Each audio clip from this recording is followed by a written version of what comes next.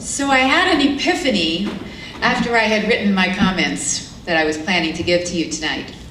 And it is this, that worrying about work-life balance is a privilege of having power. It means that you have work, and it means that you have the power to make choices in your own life.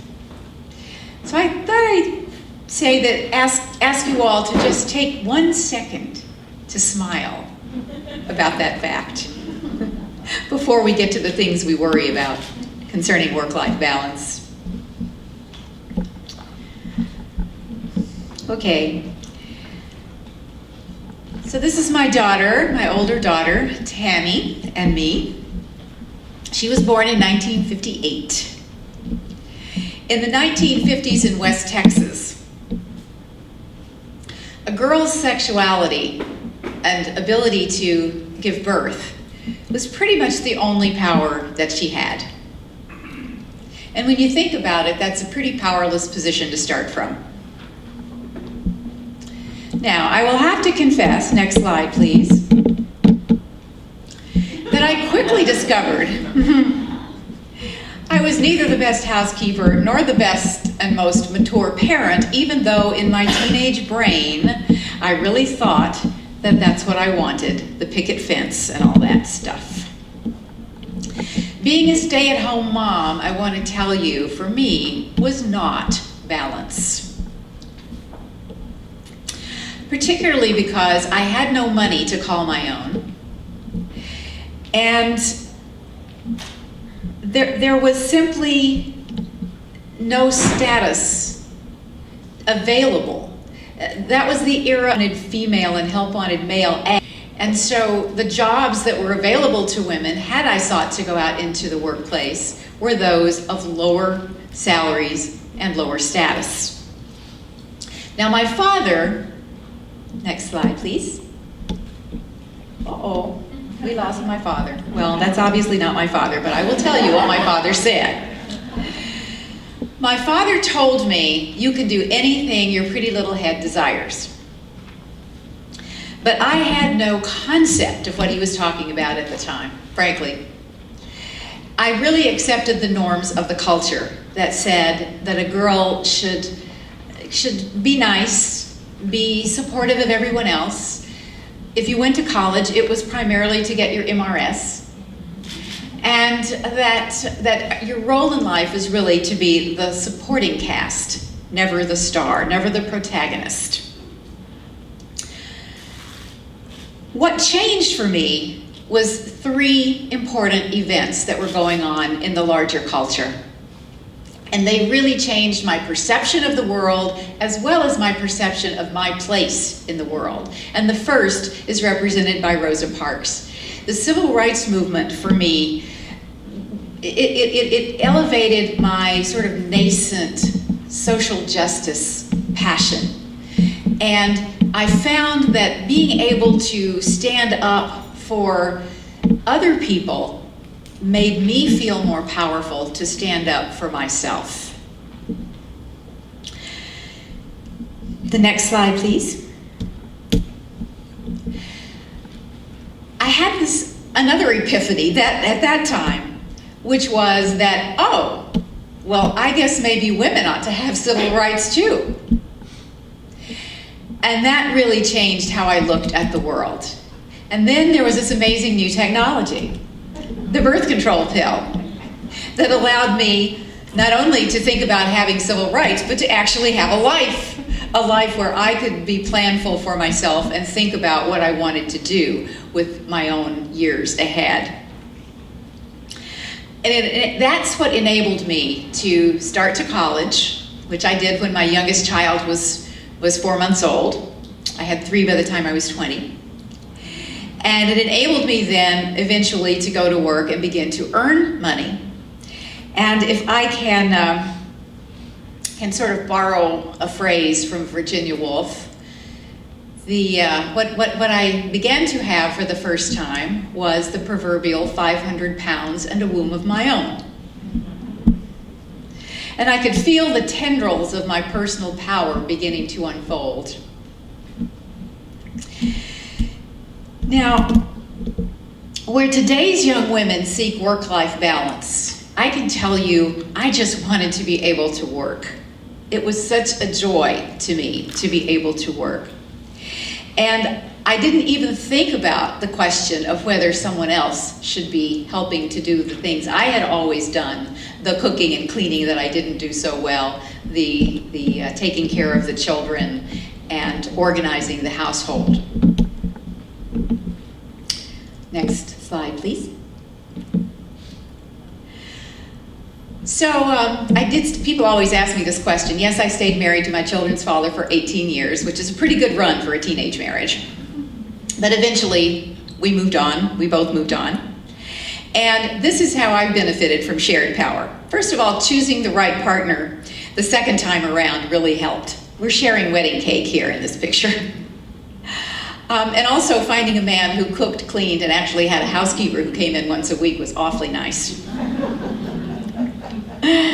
Not only that, but he understood and he supported my overcommitment to my work and my job at Planned Parenthood. Next slide, please. In terms of shared power on the larger scale,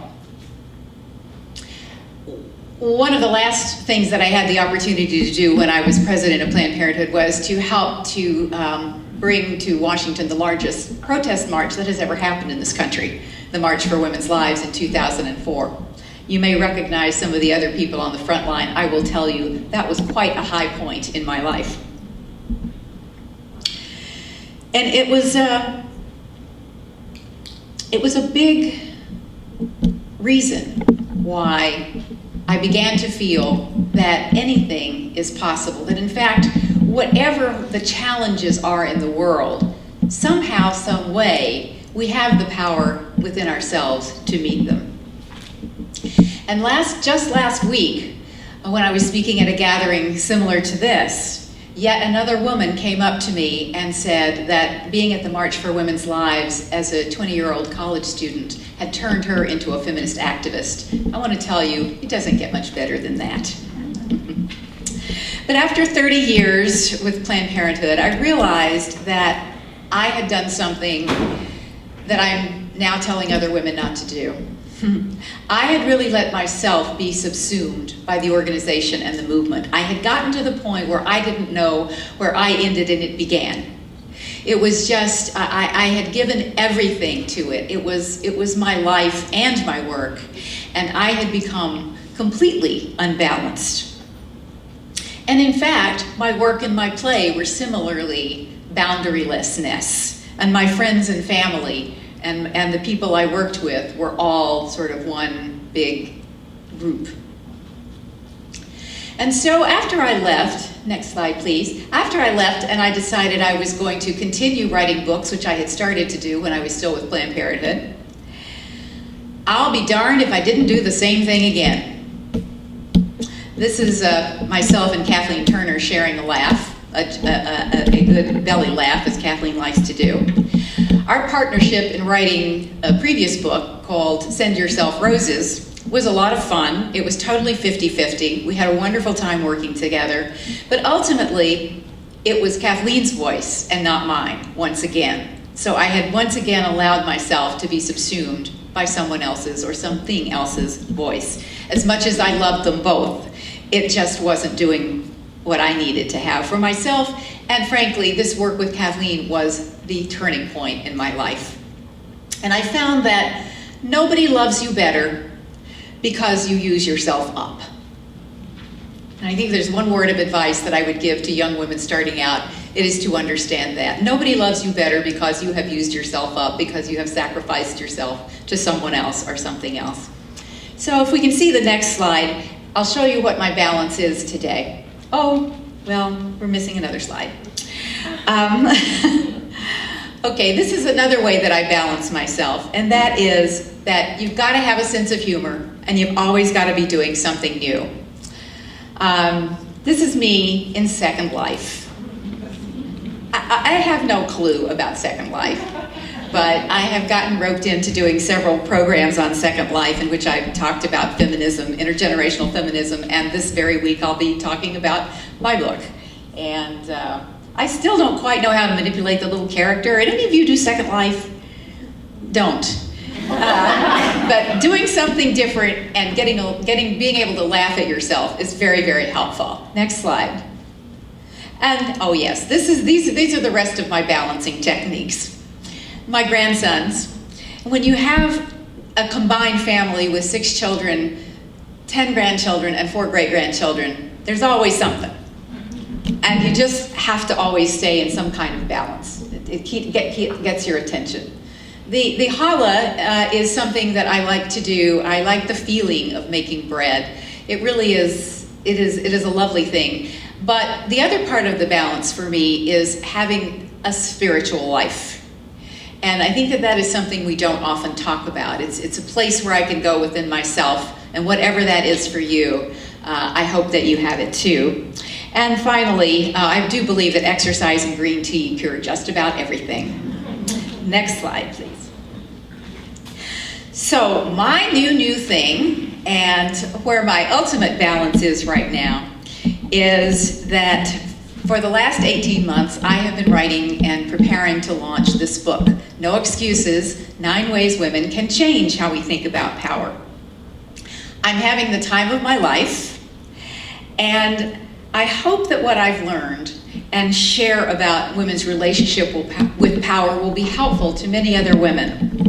But when it comes to talking about work-life balance, what I hope more than anything else is that it will help to spawn a new wave of the feminist movement that will be men and women working together to change the workplace so that both can earn a living and, most importantly, have a life. Thank you.